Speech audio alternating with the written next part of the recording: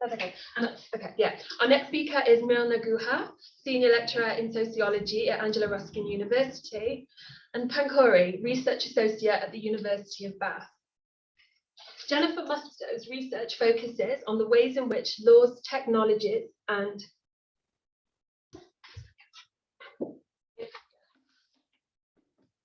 Thank you so much. That was so interesting, and I think it just reminds me that one of these questions around like youth trafficking, youth selling sex, it forces people to realise this very uncomfortable truth, which is youth sell sex and youth are trafficked for the exact same reasons that adults are, to meet their material needs. And I think that issue is so often just not even considered. But hopefully we'll talk more about that in the questions. So our next speaker is Dr. Mirna Guha, Senior Lecturer in Sociology at Angela Ruskin University. Her paper, titled Choice, Care and Coercion, Insights from Fictive Kin Relations Between Madams and Sex Workers in India, looks at quite an underexplored area in sex worker lives, which is families and kinship. It's something I don't see a huge amount of. Mirna's paper is based on the life histories of 40 women sex working in Kolkata and considers what family implies in terms of choice and coercion. So yeah, well done. Are we recording? Yes, we are. Brilliant. And I'll give you a few minutes. Can you actually give me a time check it? 10 minutes. Oh, yeah, of course I will.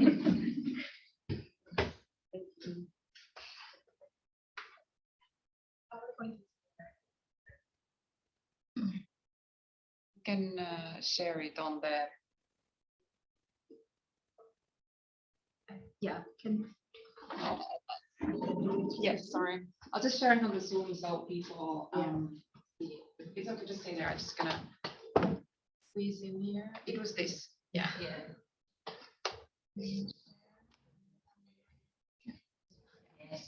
Sorry, Jennifer. Okay. Good afternoon, everyone, and thank you so much, Sharmila and Niina, for making space for me at this wonderful symposium. I'm just learning so much.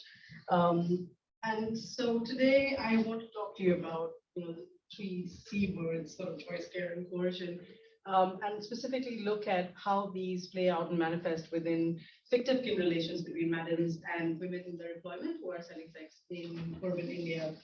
I'm specifically looking at the experiences of marginalized women from rural Bengal, which is a state in eastern India. And I'm looking at these experiences of these women who kind of migrate to Kolkata to work in red light areas in the city to work. So in terms of what I'll be talking about exploration of care, choice, and coercion in fictive kin relations. I'll be looking at how these experiences lead to certain formations and disruptions within these relationships. And I hope to kind of formulate some kind of recommendations for interventions from these insights. But these are kind of just the work in progress. I'm very happy to kind of have debates around them and discussions as well. So as we said, the data that this exploration is based on are this 40 life stories that I collected in 2014 and 15 with women who were actively and formally engaged in sex work in India. So these included women who were living and working in the prominent red light areas of Kalighat and Sonagachi in Kolkata. Sonagachi is it's voted to be one of the largest red light areas in Asia. And the women I spoke to there were women who were selling sex, but also madams as well, who were employing women to sell sex for them and not necessarily selling sex themselves. I also spent some time living in an anti-trafficking shelter, and I spoke to women who were living in that shelter. So women who'd been kind of quote unquote rescued through anti-trafficking interventions. And I also spoke with women who had returned to their natal households in villages in the south of rural Bengal, which is an area which is a very high kind of rate of trafficking. And these women had returned to their homes after varying kind of experiences in sex work. And some of them, unsurprisingly, were thinking of going back into sex work, and some of them had gone back after kind of returning to sex work, so on. So along with the life history interviewing, I also did participant observation across 8 months. And this was part of my doctoral research at the University of East India. So just a very brief note on ethics. I'm happy to talk about this more. I think it's important that I kind of foreground what the ethical kind of framework of this research was. So went through kind of a two-step ethical clearance process, of course, at the institution as a PhD student, but also the access that I got to the red light areas was through the sex workers organization that Prabha was talking about at the start, the MSc, Durbar. They have their own ethical clearance process. But I also, in the initial phase of participant observation, I also did kind of what I would call like a local kind of ethical understanding of what the women that I was working with perceived as ethical and responsible research. And one of the first things that came across was that they did not want to be photographed. And it's kind of interesting, right? Because these red light areas are so hyper visible, particularly red light areas in Asia and India. They're like really hyper visible, whether it's on the internet or it's kind of, there are people who make documentaries like the very famous Burning Brothels 1994, where they go on to win Oscars, they go on to win Pulitzer Prizes. There was a wariness about being photographed in this hyper visible space. So it was very, very clear at the start that, photography was something I was not going to do. And the second thing was that, a little bit about my own positionality. So as a kind of, urban middle class, I was at that point in my late 20s, my presence in the field was a distraction. And particularly around evening, which is peak soliciting time, this was a distraction that would have to be managed by the women. So kind of clients asking and so on and so forth. So again, it was very clear that it would be best if I limited my field work to the mornings, which was kind of the time where they engaged in a lot of kind of domestic work and things like that. Conceptually, what I want to do is when I'm talking about fictive kin, I want to use M.K. Nelson's typology. And she develops this typology when she says that if you look at the literature around fictive kin, there's very little clarity on what people actually mean when they use the word fictive kin. And she comes up with this category of fictive kin called situational kin, which I think probably comes the closest to kind of defining the relationship between madams and sex workers. And as the slide says, it can be broadly defined as those relations that occur when blood or legal family is spatially or temporally absent, or when it's not relevant. I'm going to kind of problematize this as well. And what is interesting is that Nelson's typology allows us to come up with certain questions to explore the features of relationship between madams and sex workers. So some of the questions I want to hope to look at today, if I have time, is how and why do these fictive relations form? How do they connect with existing biolegal kin relations outside the red light area? And then, of course, what does choice, care, coercion look like in these relations? So these are kind of interwoven questions. Okay.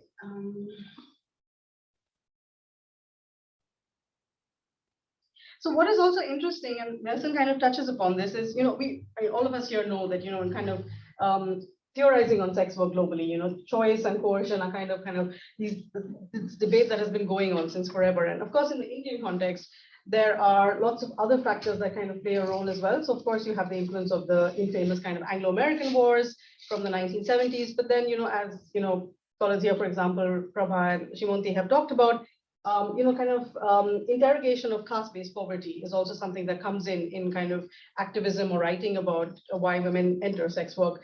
And then, of course, you have the kind of development discourses that spring up in the 90s and kind of really have shaped the landscape when it comes to debating about choice and coercion in sex work. But then when we look at the literature on fictive kinship, there's a similar debate happening there, because there's a sense that on one hand, there's literature that argues that people choose fictive kinship. It's a choice that they make. It's a choice they often make in response to their own experiences within their families. But then a lot of authors, for example, Brathwaite, they've talked about how in situations where there are unequal power relations, you can't really choose who your fictive kin is. It's something that's imposed. It's something that's invoked to essentially ensure subordination. There's the fantastic work of Molland in Laos. He's looking at beer shops and relationships between madams and sex workers in beer shops, and he's saying that madams often invoke the family rhetoric to not pay money, essentially. And it's like, oh, I'm like your mother, I'm like your older sister, why are you asking me for money, and so on. So it's quite problematic, or also this question of choice when it comes to choosing fictive kin. And the other important thing is that often in literature around fictive kinship, we don't talk about what people mean when they say family. So it's always like, these people are like my family. Okay, but what is family to you? And Nelson kind of brilliantly talks about this, and she says that we need more literature on what family actually means. And one exception to this is probably literature around kind of LGBT communities, because they experience rejection in their families, and then they choose fictive kin. But definitely in the context of sex workers, when we're talking about fictive kin relations or social relations in sex work, there's very little literature on what relations outside of sex work look like. When we're talking about care and coercion in sex work, what does care and coercion outside sex work look like? And what essentially my central argument today is that to understand what care, choice, and coercion look like in fictive relations in sex work, we need to engage with and understand such experiences in biolegal kin relations outside sex work. And not just relationships that sex workers had that they've left and come, but relationships that are continuing in many ways, but also kind of future and aspirational ones. And I'll explain what I mean very soon. And this is also important because remember, this is a cultural context where protection and control are experienced and expressed as gendered forms of care. And therefore, there will be slippages between care and coercion within all kind of gender relations in this context. So of course, it would happen within sex work as well. So just kind of being aware of that. How much time do I have? You have. I mean, you're not at the halfway mark yet. Oh, yeah, brilliant. Okay. So essentially what I'm arguing is that unearthing and exploring experiences of choice, care, and coercion in fictive kin relations in sites of sex work therefore help give us a different vantage point to these kind of polarized debates around coercion and choice and agency and exploitation, which often happen in complete vacuum. And particularly the way in which interventions kind of look at and approach these expressions of choice and exploitation, it's completely disengaged from the kind of hinterland of social relations that these women are embedded in and their lives are embedded in and shaped in. And just because they're in a side of sex work doesn't mean that these relations that they've left behind don't influence their lives anymore. And so in a way, kind of unearthing these fictive kin relations, particularly between women in sex work, and then looking at how they're shaped by biolegal kin relations outside of sex work, tell us a lot about the lives of the women, marginalized women who sell sex in India, and therefore can help us design and think about meaningful and sustainable interventions that aren't just geared towards removing women from sex work and putting them in situations of danger, but actually what I would argue is disrupting the life cycles of violence within their lives. So let me give you some examples from my fieldwork, and I haven't put them on the slide, and I just kind of want to share them with you as stories. Yeah, brilliant. So before I give you certain examples of certain relationships and what choice and coercion look like there, let me just tell you briefly about the kind of households that I encountered. So there were 3 different kinds of households, which included madams and sex workers. The first were madam-headed households, and these were, households headed by women, and they had women in their employment. They were often quite close in age, and in these situations, the madam still continued to sell sex alongside the women in her employment. Women in employment usually split their earnings half and half with the madams. The second kind of households were households that were headed by madams and pimps, and they were usually in a relationship with each other. And in this situation, the madam did not sell sex, but she was just in charge of kind of running the household and managing the women. And the third household, which I won't talk about that much today, is sex workers who were not in any kind of labor hierarchy in each other, but they kind of just jointly ran the household together. So in my fieldwork context, it was very common to hear women invoke the rhetoric of fictive kin. Sex workers would often describe madams as Didi or older sister, madams would describe sex workers as Bon or younger sister, and even use terms like Mere Moto or like my daughter. This was really common. But now, this is a cultural context where you use family rhetoric to describe people who are professionally and socially associated with you. So we cannot stop at language as evidence of these kinds of relationships, but really kind of try and unpack the complexities within them. Now, how were these relationships formed? So what transformed a madam sex worker relationship from a mere labor relationship to one that was, like family? And what I found was that most of these relationships and the transformation happened against a backdrop of shared experiences of violence within biolegal kin relations. So when a sex worker came to a red light area and she was approached by a madam, often among the more transactional conversation of, who's going to pay what, how are we going to live and so on, there were also sharing of stories of what brought you to this place. And often these were stories of violence within families. So the kind of omnipresence of the looming shadow of violence in biolegal kin relations, which has been left behind, continue to shape and form the relationships between madams and sex workers. And also, this shaped the ways in which coercion and choice kind of was expressed and experienced within these relations. So let me give you an example. The first was the relationship between Manisha and Mampi. Manisha was a madam, she was 31 years old, and Mampi was in her late 20s, and of course these are kind of pseudonyms. And Mampi was one of 3 women employed by Manisha in her household. And when I first met them, it was very clear that they were very close to each other. I mean, Manisha was kind of being tickled by Mampi, and they were like laughing, and they were very kind of physically comfortable with each other. And the other women were kind of humorously looking on. And when I spoke to them separately, Manisha said that, she's like my daughter, and, I really trust her. And Mampi said, oh, she's like my older sister, and so on. But then when I started to kind of look closely at the relationship and kind of ask about expectations from each other things emerged. So for example, Mampi, the sex worker, she showed me like a set of keys, and she said, Manisha gives me these keys every time she leaves, and these are the keys to the cupboard which have all the earnings of the household. So this is how much she trusts me. And I was like, well, that's great. And then when I spoke to Manisha, however, there was a little bit of ambivalence about her relationship with the sex worker. And she said, I have 2 sons, I wish I had a daughter. And I said, what about Mampi? You just said she's like your daughter, she's your daughter. And she said, yeah, but not quite, it's different. And I said, why is it different? And she said, no, she's going to leave me one day. And no matter how, I can try and show care, but no matter how much I do, she's going to leave me one day. And I said, why do you think she would leave you? And she said, she would leave me for a man. She will leave me for a client who professes love and promises marriage, and she will leave me for a man. And then when I spoke to Mampi, what was really interesting was that when I asked Mampi, I said, would you ever leave Manisha? She's so good to you. You say she cares for you. She said, yes, I would. And the reason for that was Manisha's husband, the pimp, who would often kind of sexually harass the women when Manisha wasn't around. And when I asked Mampi, why don't you talk to Manisha about this? She said, well, he's her husband.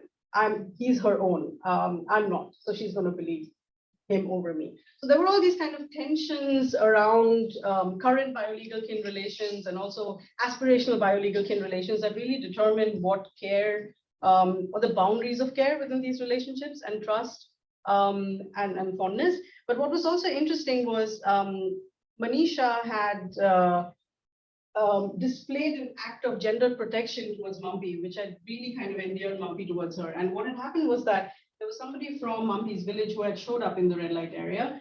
And after kind of extracting sexual service from her and said, I know people in your family, and I'm going to go and tell them about you. The only way to prevent this is that don't ask me to pay you. And so he was essentially blackmailing her. So then when she went and spoke to the madam about it, the madam essentially organized some goons and people in the community to beat up this client and ensure that he wasn't coming back. And to Mampi, that was so incredible because, and she said, she got very emotional about it. And she said, she has protected me in a way my own family didn't. And within her own family, she'd been married off to essentially an abusive man, and her family didn't want to take her back, and so on. So it just really highlights the different ways in which biolegal kin relations, past, present, and future, still continue to shape kind of fictive kin relations and care and choice within them. Quickly moving on to a different example. Money was also an issue that kind of shaped experiences of coercion and choice within these relations. So the sex workers that I spoke to, one of them was Musto, who was like a key informant in my research. She said, her family treats her like a cash machine. And she said, I feel used and I feel abused. And her madam, who was similar to age, and again, they had shared experiences of violence, very empathetic, lots of solidarity. Her madam agreed with her, but then they eventually fell out because of issues around money. And what had happened was every time Mukta wanted to go home and take money to her family, her madam refused to give her money and kept saying, you keep going home so often, and I am not going to give you this money, and you're not going to come back. And so there was financial abuse taking place from both ends, in a way, both from the madam as well as from her family as well. But then money was also used as a language of care, which was interesting. And this was an example of Hemanthy and Swati, which I find like a really powerful example. Swati was a very young sex worker. She was 19. And when she'd come into sex work, she was underage. And she'd come into it voluntarily. And within a year of doing sex work, she had an appendicitis operation. So her appendix burst. And Hemanthy essentially cared for her. And when I say cared for her, she cared for her in the ways we talked about in the morning. So cooked for her, fed her, gave her sponge baths, the kind of work that really goes into caring for a patient. And she forewent her kind of earnings from sex work during that time. And when I met them, it was like a really tense and tearful conversation because the sex worker, Swati, was planning to leave sex work. And Hemanti was really upset about it. And it was just the two of them in that household for 2 years. And Hemanti said she's leaving me for a man. She's leaving me for a client. And Swati kind of said, no, that's not the case. And I'm just leaving because I want to leave sex work. But separately, she did confirm to me that she was leaving for a man. And so kind of giving you these examples, what I'm then trying to think ahead to in terms of insights. Yeah. So if we take these kind of examples and the complexities of kind of care, coercion, and choice within them, how can we kind of rethink interventions that aim to care for and target women, marginalized women who sell sex in India? So can we think of interventions or care interventions which conceptually and locationally look at the expanse of the, as I said, the life cycle of violence which is formed within these women's lives, instead of this kind of destructive focus on simply the journey into sex work, which is what anti-trafficking interventions do, or on sites of sex work. So maybe there is a need to kind of just expand the ways in which we conceive of harm and violence within these women's lives and choice and coercion and so on. So then what would an intervention like this look for Mampi, which would protect her both from the man in the community who's threatening her, but also her madam's husband? What would that kind of intervention look like? Similarly, for Mukta, what would an intervention look like that protected her from financial abuse, both within the red light area as well as outside from her family? And similarly, how can interventions like this strengthen and support expressions and spaces of care and solidarity? How can an intervention like this support somebody like Hemanti, who felt so incredibly abandoned and betrayed by this woman that she had cared for and looked after as her daughter?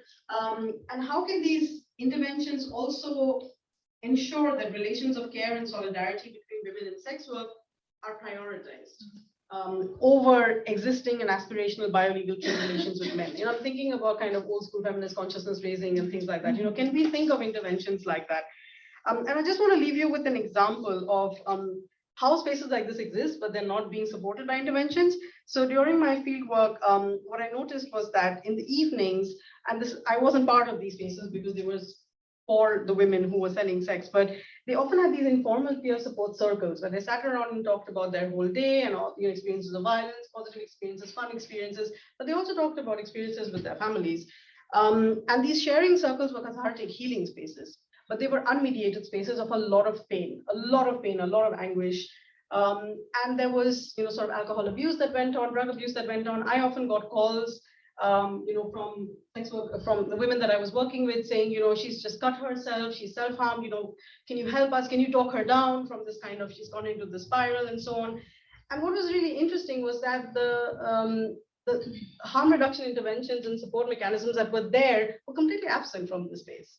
They were just not there in the way that you would expect them to be. They just had absolutely no role or acknowledgement that this space even existed. So what I'm kind of urging all of us to think about is how can we support these existing spaces of solidarity and care without institutionalizing them, without pathologizing them, without medicalizing them, and without just simplistic and reductive readings of agency and exploitation. Okay, thank you.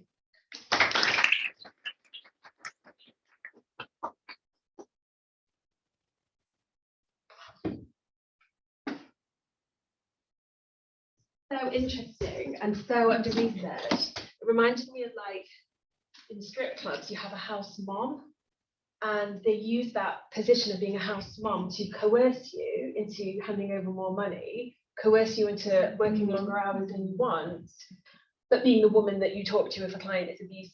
It's so twisted. And it also reminded me of Latin American sex workers who are transgender or travesty, who are ostracized and kicked out of their biological families to find a new family, but are still expected to financially support their biological family and still do that. But yeah, absolutely fascinating. Our last speaker on this panel, Pankhuri Agarwal, is a research associate at the University of Bath. Based on research,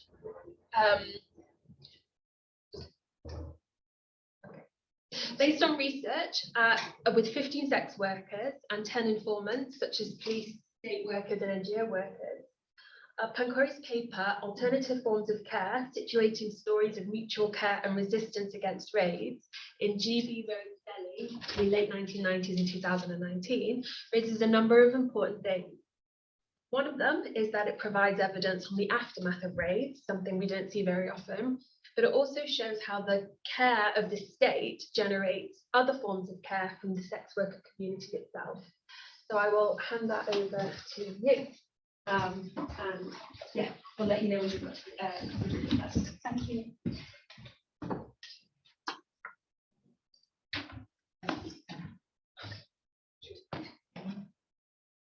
Yeah. Niina, just so you know, that screen's gone off. Yeah.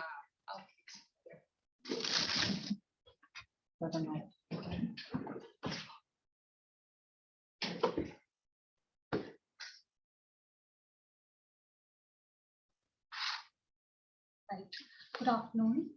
My name is Pankhuri and I'm a postdoctoral researcher at the University of Bath. The project I'm working on as part of my postdoctoral research is part of a larger research initiative titled Embed Dignity.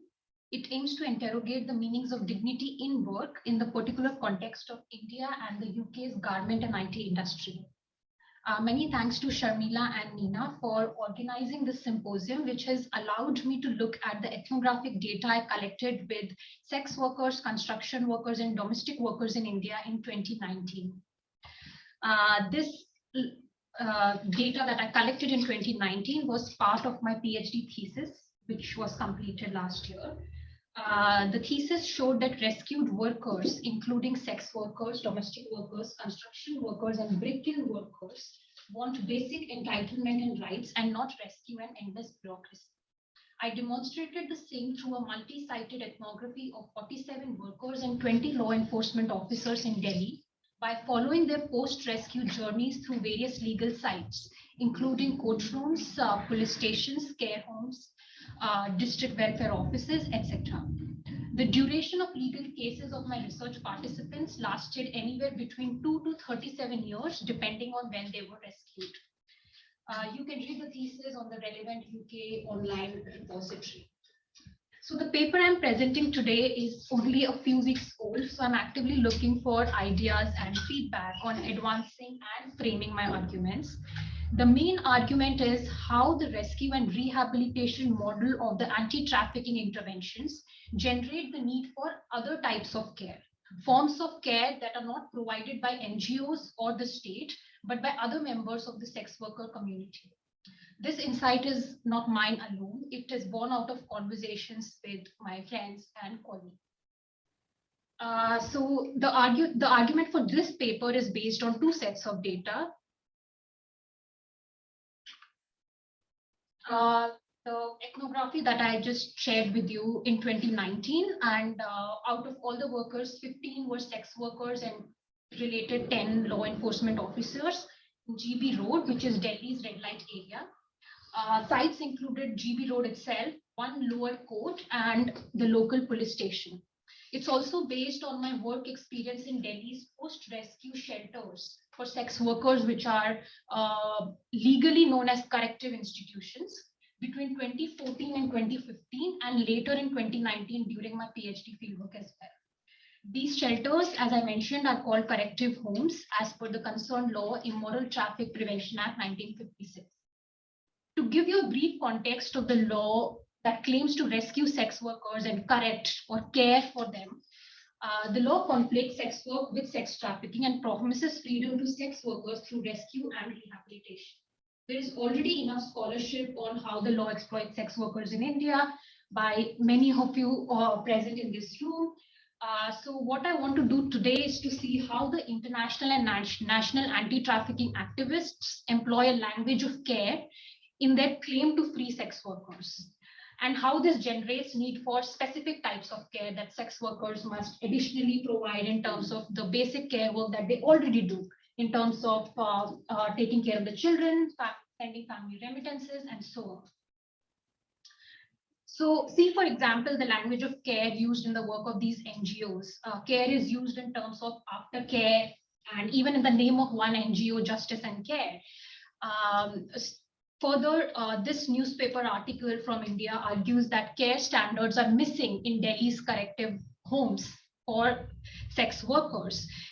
And here, the context in which they use the term care standards is in this small box, which includes things like detention in shelters after rescue, confiscating phones of sex workers, and not allowing them outside the premises of the shelter home, and having 24/7 security arrangements. So this is the context of care in which anti-trafficking interventions in India are located in. So broadly, NGOs involved in rescue clearly imagine their interventions as form of care. And the life histories of sex workers in this paper show how the paternalistic, heroic, and caring interventions delegitimize sex work and set sex workers on an indefinite legal journey. So I'm going to talk about the post-rescue journeys of sex workers here. When I was working in the shelter home in Delhi, I found women doing a lot of unpaid labor, from cooking to cleaning, and even heeding to the orders and verbal abuse of the female care home staff over there. So they were doing a lot of unpaid care work in the name of correcting women in these institutions. And to make sense of this care that is supposedly provided by the state corrective homes as well as the international anti-trafficking activists, the concept of carceral care, which Jennifer also talked about, is one way to understand these experiences of sex workers. So the concept of carceral care itself has two implications in this context. One, it devoids women of income that help them provide family remittances and other care work for the children, like I previously mentioned. And two, it makes women perform additional work that is also unpaid to save their livelihood and to just go on with their lives. So to think with care in the language of Donna Haraway and make sense of the strategies that sex workers in GB Road employ in response to the violence of rescue and detention, I will use this definition of care by Daniel Engster. I have slightly tweaked it to see if it fits the context. I don't know, we'll see through stories if this actually fits the context. So everything workers do directly to meet their basic needs, develop or maintain their basic capabilities, and live as much as possible free from suffering so that they can survive and function at a minimally decent life. So this definition of care speaks very well to the care that sex workers have to provide in response to the carceral care of the state and international anti-trafficking agenda. So how do rescue and detention give rise to new form of care needs? So I will read two excerpts from my fieldwork journal describing interactions with two different women, and I will base the rest of the paper on the stories of these two women. So Kumud, the news of Kumud's arrest in 2015 created a sensation across Indian media. People celebrated that a trafficker was behind bars. Anti-trafficking NGOs celebrated it with great joy. It was a success story for them that a trafficker had been caught. So it was, in essence, a victory for the saviors. Kumud, when I met Kumud in 2019, she told me that when her daughters and in-laws saw the news and came to know that she worked in GB Road, she was ousted by her family and treated like an untouchable, even though she was only a brothel caretaker and not the owner at the time of the rescue. So the claim that a trafficker had been caught, Kumud in this case was a brothel caretaker. So she was an older sex worker, and she used to, for example, provide medicines, take sex workers to shopping, and take their children to school, etc. So she was providing that caretaking service in the brothel. One of Kumud's daughters, had depression, closed herself behind doors, and took her life. The other daughter became very sick and was hospitalized. After 5 months and 5 days in the jail, in the prison where Kumud was detained, Kumud was out on bail on two conditions. One, she could not go back to GB Road, so she was barred from ever stepping, not ever, until the case goes on, to step into GB Road. And she had to appear every month at a GB Road police station and give a thumbprint showing her presence to prove that she hasn't run away anywhere. So she was released on these two conditions on bail. So until the present day, she goes every month to this police station, and for her livelihood, she sells alcohol that she procures through illicit means in the outskirts of Delhi. So she travels at least 2 hours to the police station every month to just give a thumbprint. And the case has been going on since 2015. So Kumud told me, I wish for the case to get over so that I can come back to GB Road. I do not have anywhere else to go.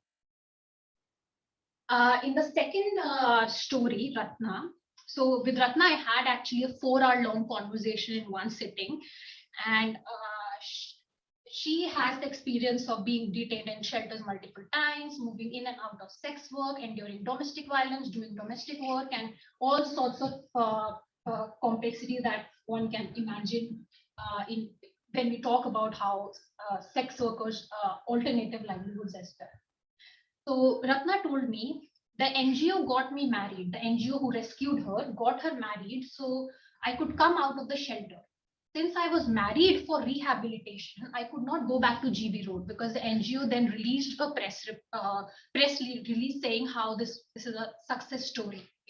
They have, and they have married her, so it's all rehabilitated and it's all happy.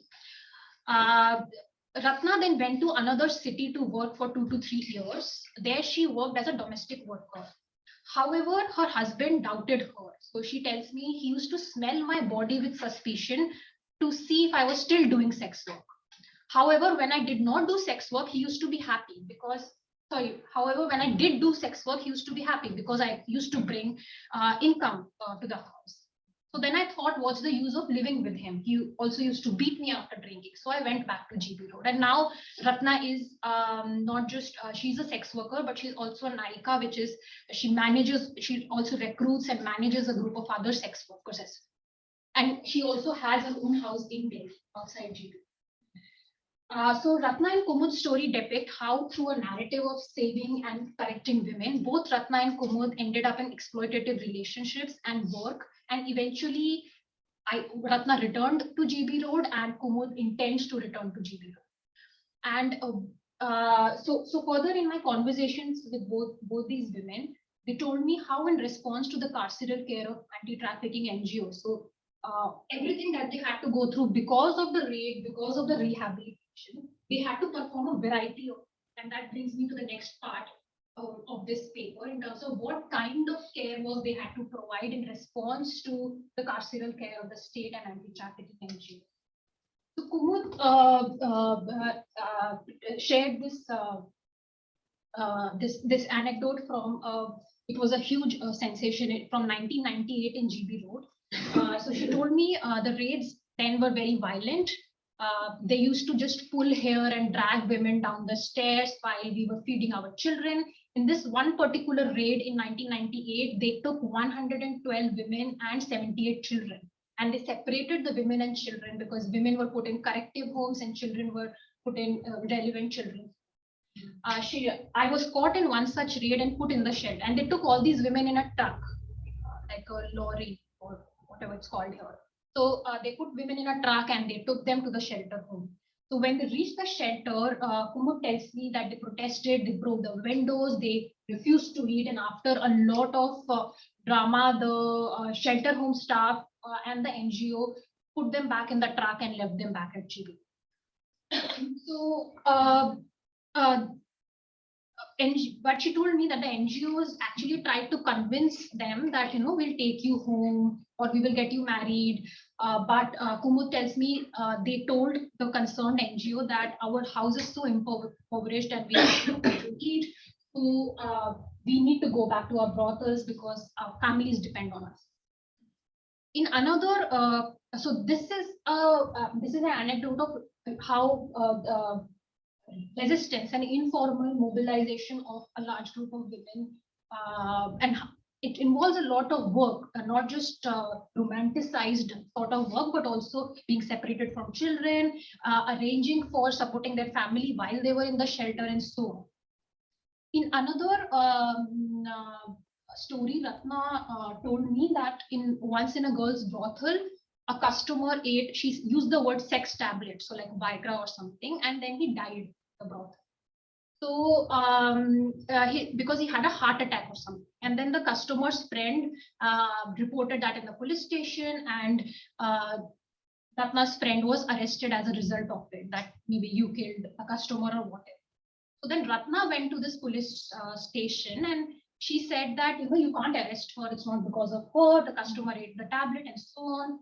So the police told her, we can't do much because, the case has been filed. And if you really want to release her, I will take at least 5,50,000 rupees, which is around 5,500 GB pounds.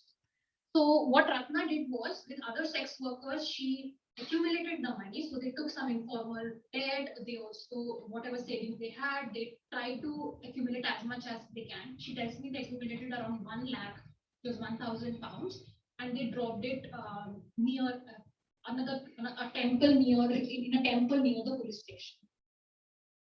So both these stories, Kumud and Ratna's story, show how they have to do so much work in order to just go on, in order to just survive and keep doing sex work within and outside the boundaries of the law. So Ratna also went around the boundaries of the law and got her friend released. Kumud resisted with all the other women in the shelter so that they could come back to GB Road and work.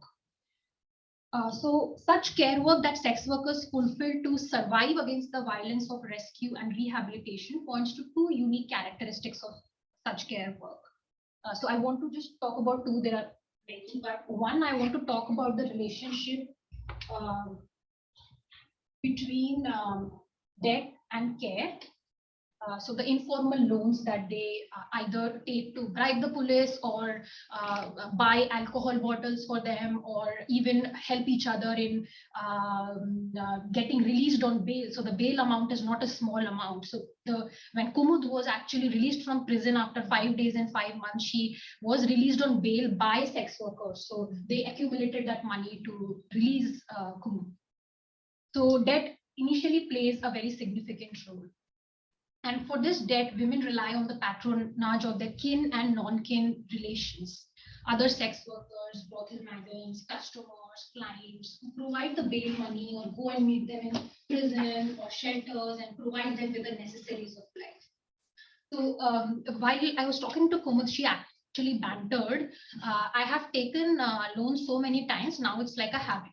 So I didn't understand what she meant, and I asked her, what do you mean by this? So she said that once I bought a small house for 8 lakh rupees, which is 8,000 GBP, and this was on loan, informal loan, not formal bank loan. And then I had to sell that house in a rush. And so the house was bought for 8 lakh, but I only got 6 lakh rupees, which is 6,000 pounds. And this, why did she have to sell it in a rush? She said, one of my brothel madam was arrested and she asked me to, release her. So her brothel madam was arrested in another incident and she was taken to the prison. And at that time, Kumud was a sex worker in the same brothel. So Kumud took a lot of debt to release her from the prison. And it wasn't just the bail money that she had to provide to release her brothel madam. It was also the bribe that she had to pay to certain state officials in order to get her brothel madam released. So she said, you take one debt and then, you incur another debt, and then to pay that debt, you pay the previously incurred debt and so on. So the importance of how money and flows within these relationships and all informally is very crucial in understanding the kind of care work that sex workers have to provide in response to the carceral care of the state. In another, and the second point I want to talk about is interdependency and how that is, and how that's also very visible in both Kumud and Ratna's story. Kumud's in terms of resisting the shelter and coming back, and in Ratna's in terms of going around the law and releasing her friends. So there is a very important role of interdependence. I'll just read a small paragraph from Kumud's story again. So Kumud was the only not the only, one of the 3 sex workers in the research who had the experience of living both in the shelter, the corrective home, and the prison. So in this narrative, she's actually comparing both. So she says it was good there in the prison. The food was good. Suppose you have money, you can also buy from the canteen. The shelter is not good. You must eat what they make. It is also not clean. However, and also women have to work there and they're not paid any money in the shelter. But in the prison, if you work, like make furniture or pickles, you get some money, even though that money is below the minimum wage currently.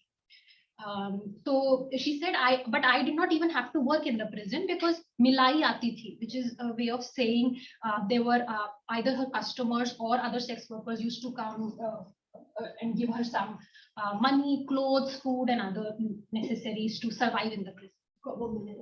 Okay, just conclude.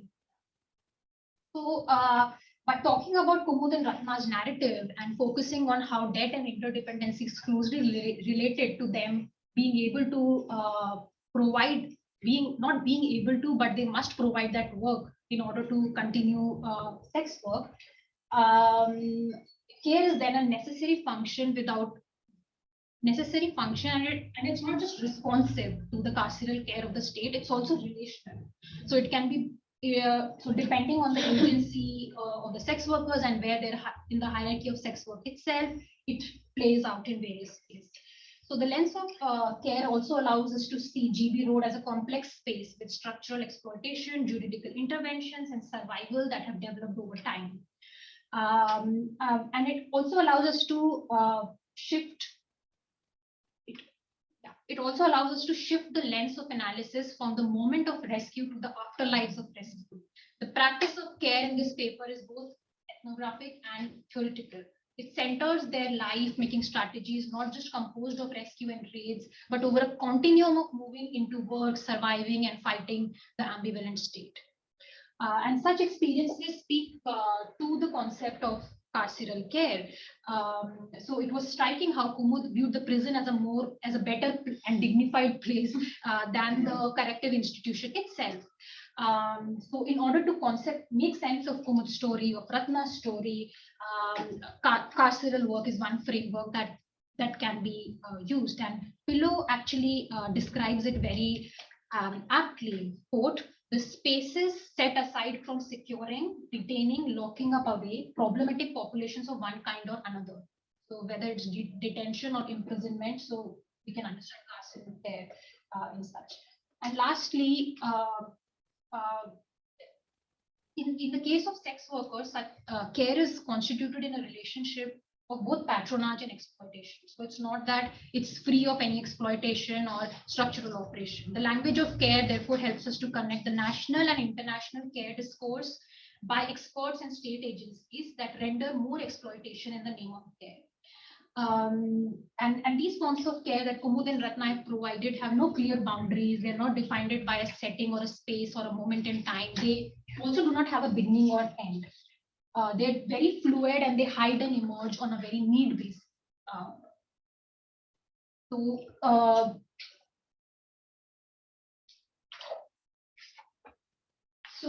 Lastly, what avenues are open for critical slavery studies when we employ thinking with care? But here I'm also thinking, while I'm speaking of these stories, I'm also thinking about the risk of romanticizing the care that sex workers provide in response to such anti-trafficking interventions.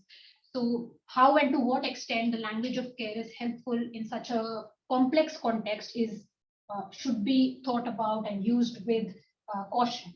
So while I see the sex workers' narrative from a renewed lens of care, the sex workers themselves did not use the word care or its equivalent in the local language, in this case Hindi, to define their experiences. For them, the strategies to survive against the violence of raids and rehabilitation are essentially forms of more work, suffering, and nuisance in their everyday lives. So I invite you all to reflect on these moves, and I'm very happy to discuss this further. Thank you.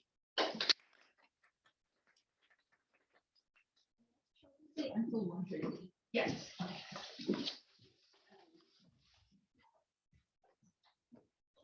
Super interesting, and I do think it is also worth saying, like in the context of everything today, that care work is a relationship of power, always. Cool. I will. I'll just. I was going to see if I could see the chat. I'll take questions from in here first, if anyone's got any, and then I will look to the chat to see if anyone has any questions there. But does anyone have any questions in the room now? I have a question, but does anyone have any questions in the room now? Okay, I guess so. My question is, and I was thinking about it with our first panel, but I'll ask it for Jennifer. I've got lots of questions for everyone, but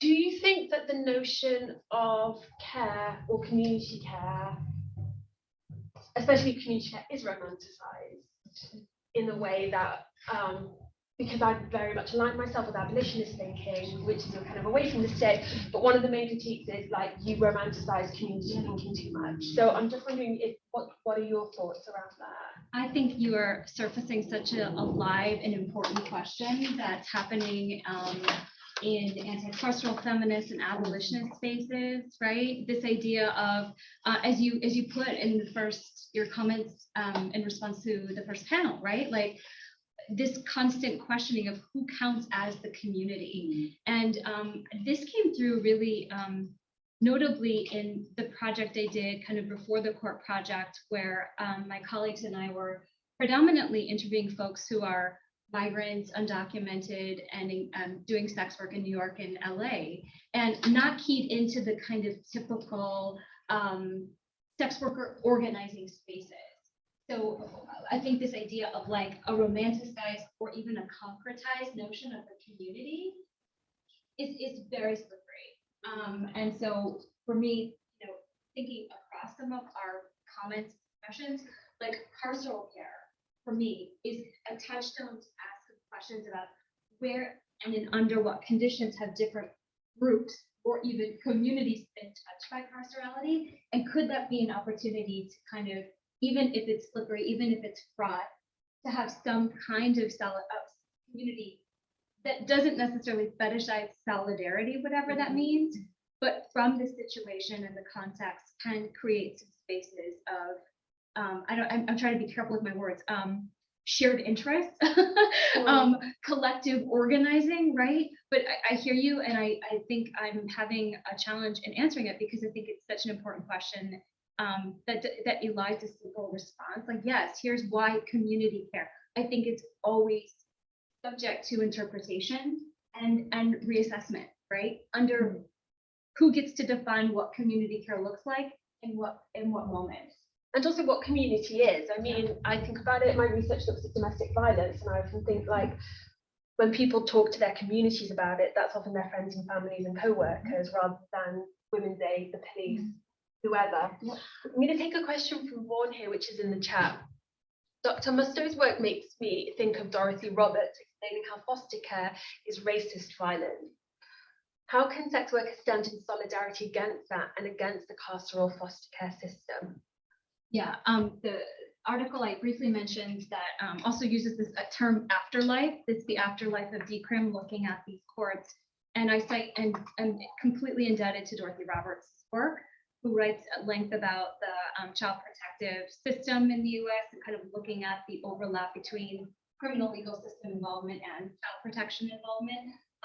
Roberts has just written a new book called Torn Apart, if any of you are interested, and makes the real case for why the child protection services, and I'm putting protection in quotes here for folks on Zoom, ought to be abolished. So kind of aligned with this abolitionist term, and I don't mean anti-sex work term, I mean abolition to prisons, jails, courts, cages, the kind of carceral that we've been talking about.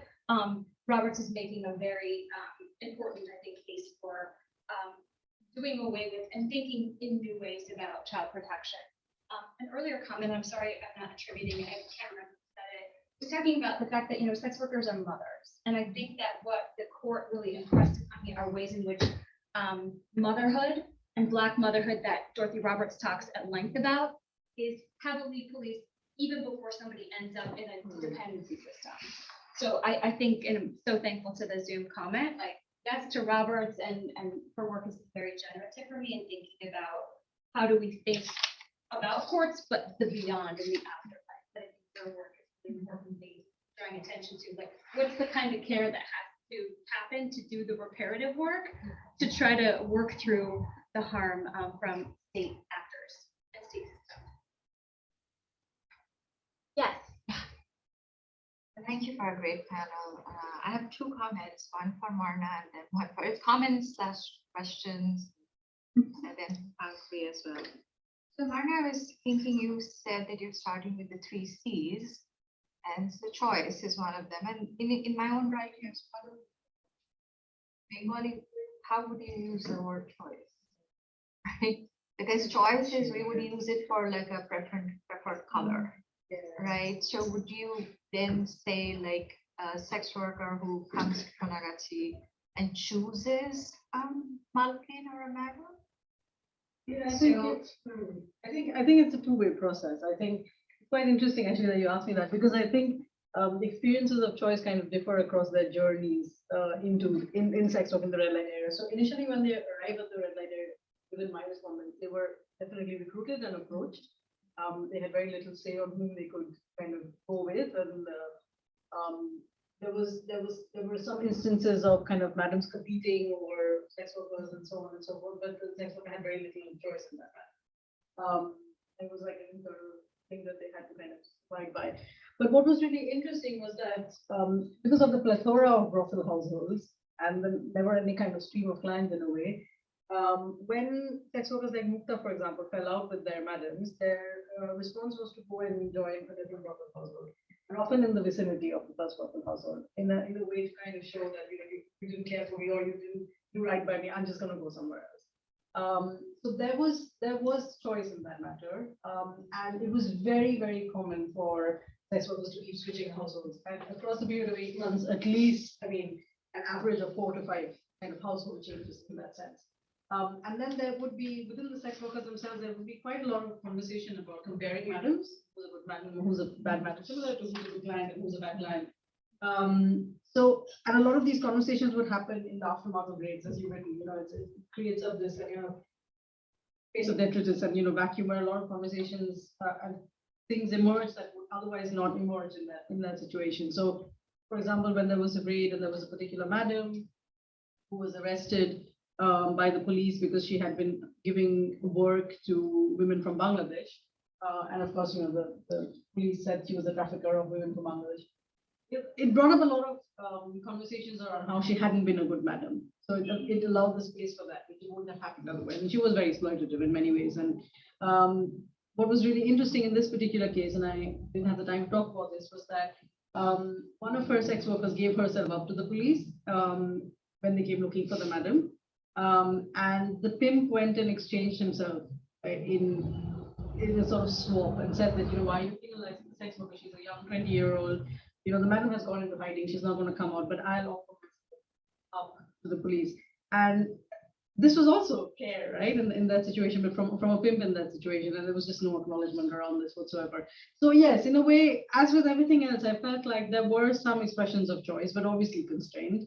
But this kind of everyday resistance was quite interesting, kind of swapping, household. I'll take over in a minute. It just when you talk about these everyday resistances, it just reminds me of like I'm not gonna say it. When I used to work in a brothel, we got really annoyed with the outreach workers because they would come and give out condoms, but one day they came and gave out sponges, like menstrual sponges, and we didn't want them to do that because if the brothel owners knew that we could work on our periods, we wouldn't be able to get a week off. And it was like, because we'd done that, we'd always been like, no, we can't work. And then when the outreach workers came, it was like they thought they were doing good. We got really annoyed with them because the brothel managers are quite coercive, even if they were on our side. Because do you know what I mean? And it was just like a little kind of foot dragging form of resistance that we all had. And then with the best intentions, these outreach workers had ruined it, because then the managers knew that there were ways that we could work. Anyway, sorry, that reminded me of that. Really interesting, like in a parallel situation, like a lot of the peer workers from the sex workers collective that had given me initial access to the field, they were involved in kind of dispute resolution between madams and sex workers, and often they centered around issues around money. So they would kind of come and help them do accounts and who owes whom what and stuff. But the fights around money concealed a lot of other things that were going on. So sometimes the sex workers said, we don't want this intervention. because if we can just fall out and leave, it just solves a lot of other issues for us. And if this in an institutional way is sanitized and resolved, then I don't have any reason to leave, like legitimate reason to leave, and no one else will employ me because they'll just think I'm like that kind of reminded me of that. It's so like glossed over, I think, sometimes. Mm. Yes, sorry, you had your hand up for a question. Yeah, thank you. This is an amazing panel. Thanks very much for all your papers. So I guess one question I had for Jennifer was this thing around the trauma-informed approach to dispute resolution or justice intervention. I just wondered whether how much of it was also coming from other interventions around rape and domestic violence, the whole idea of trauma and the female as the sort of victim of violence. I'm just curious, because sometimes these are just trends within the legal system. And I'm just curious how this moment of trauma marked, these kind of state interventions. And then the question for Pankhuri I had was about the anti-trafficking organizations. Sometimes there is a sense that anti-trafficking organizations have more resources of all sorts because they are funded by an international,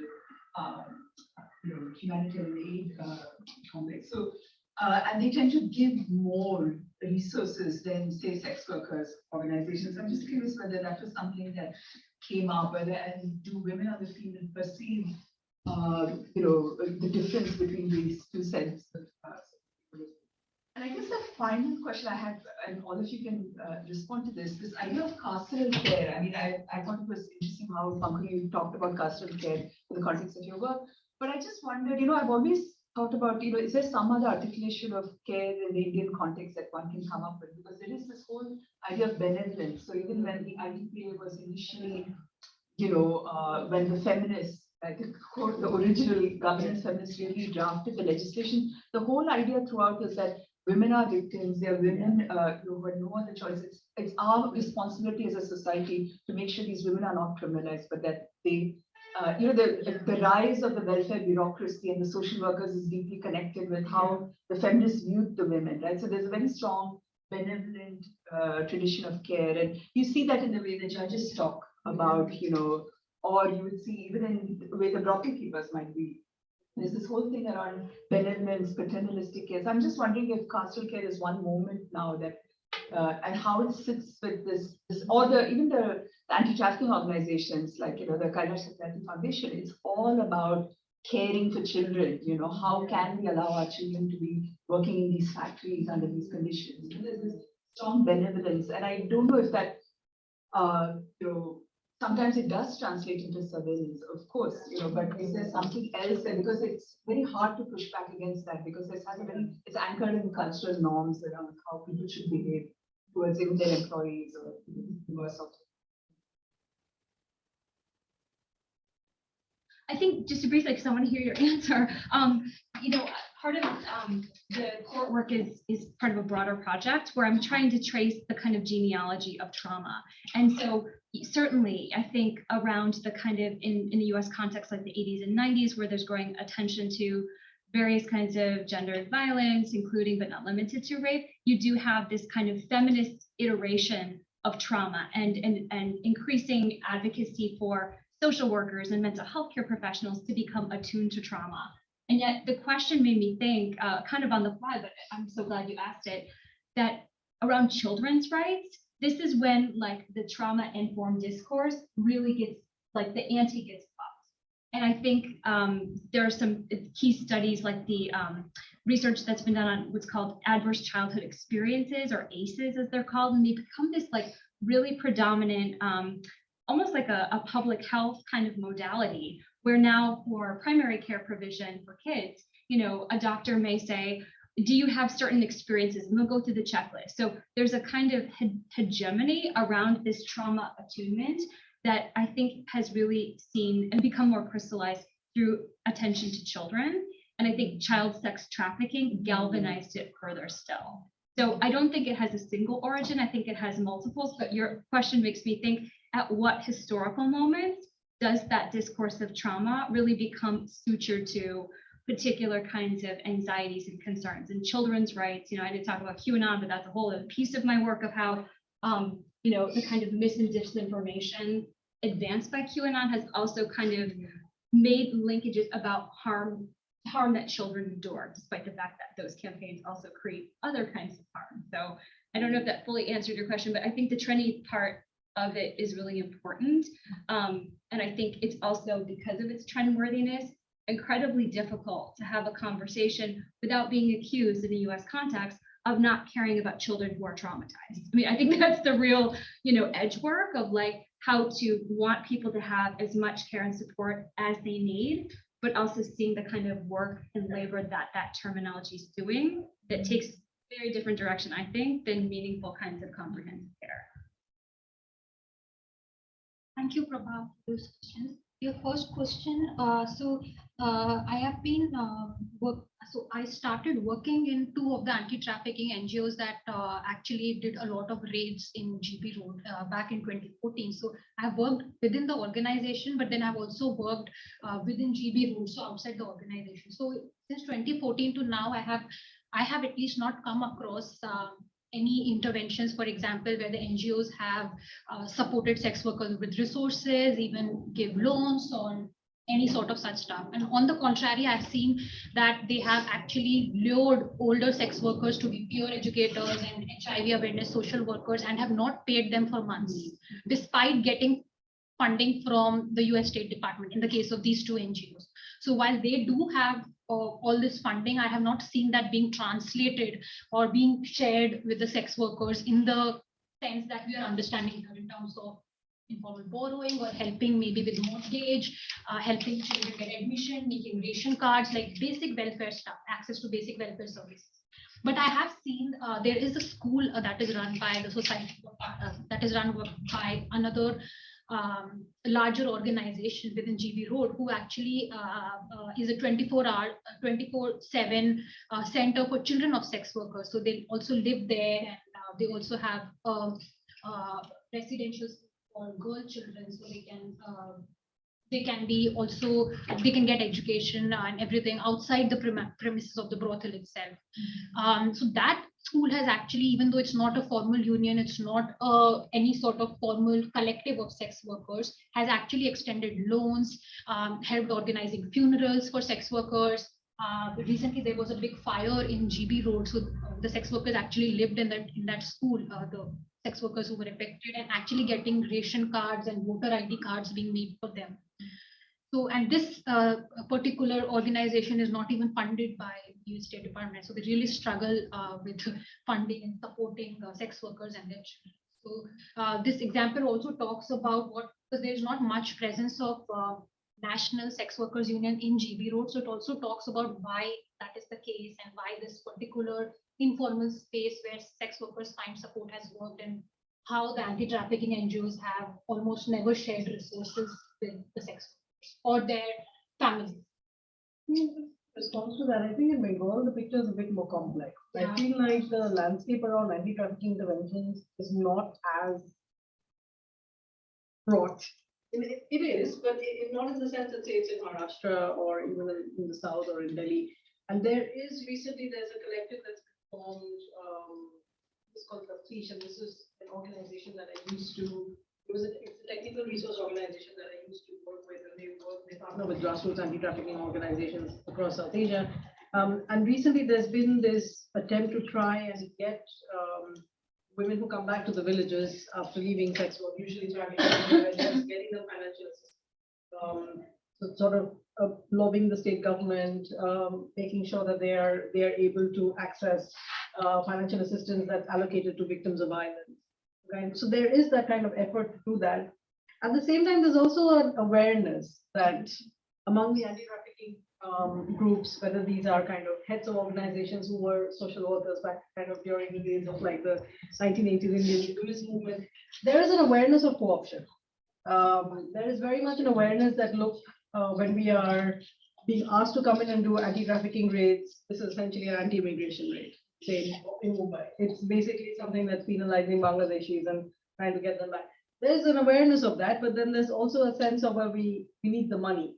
So we need the money to be able to do the work that we do, and we are trying to help the most genuine victims. So these slippages are things that we have to navigate. And Jennifer, like thinking about your work as well, and I was thinking about this. We talk about the state and the carceral care, but who are the people who are comprising the state? Because when I'm thinking about like the anti-trafficking peer worker in a village in Bengal who's kind of risking life and limb to go and provide support to the woman who's come back from a red light area who's been completely stigmatized as state. If you tell her that this is your paradise I see you as part of, she's going to be extremely horrified. And for that's what you were saying. For her, she's doing it out of benevolence, she's doing it out of care. In Bengali, I guess the closest one would be doya, which is pity in a way. Kindness and pity kind of enmeshed.